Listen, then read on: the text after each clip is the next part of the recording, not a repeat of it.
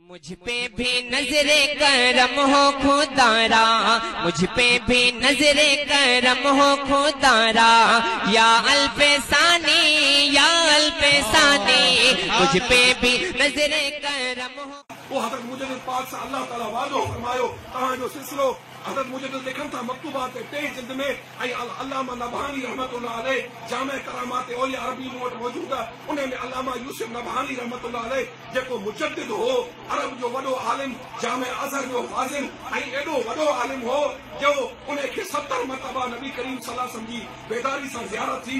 उहो अल्लामा यूसुफ नबहानी जे सीरत ते तमामु घणा किताब लिखियनि। अरब जो उन ज़माने जो मुजद्दिद हो, तमामु वॾो वली हो, वॾो आरिफ हो, वॾो आलिम जो अॻवान हो, क़ुदवतुल उलमा हो।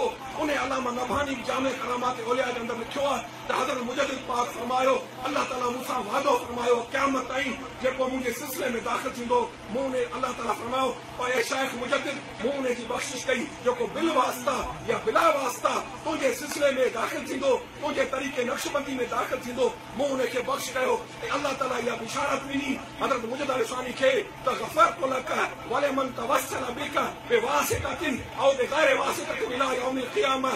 इहा अल्लामा नबहानी ॻाल्हि लिखी आहे। वरी अल्लामा नबहानी लिखे थो त हज़रत मुजद्दिद पाक सां फरमाइनि था मकतूबात जे टे जिल्द में त अल्लाह ताला मूंखां वाइदो फरमायो जॾहिं क़यामत ईंदी सभु कुझु ज़ुल्मतूं हूंदियूं, उन में तुंहिंजो सिलसिलो नक्शबंदी रहंदो, इमाम महदी अलैहिस्सलाम जो ज़ुहूर थींदो, इमाम महदी जेका बैयत वठंदो नक्शबंदी सिलसिले में वठंदो। इहो हज़रत मुजद्दिद जो मकतूब मूं वटि मौजूद आहे। उन में टे जिल्द में लिखनि था इमाम महदी वटि मुंहिंजो सिलसिलो नक्शबंदी क़बूलियत जो शर्फ़ हासिल कंदो। इन करे जो हिन सिलसिले में शरीयत मुतहर जी सख़्त पाबंदी आहे, शरीयत ऐं हिन में रुख़सत खे छॾे करे अज़ीमत जे मथां अमल कयो वेंदो।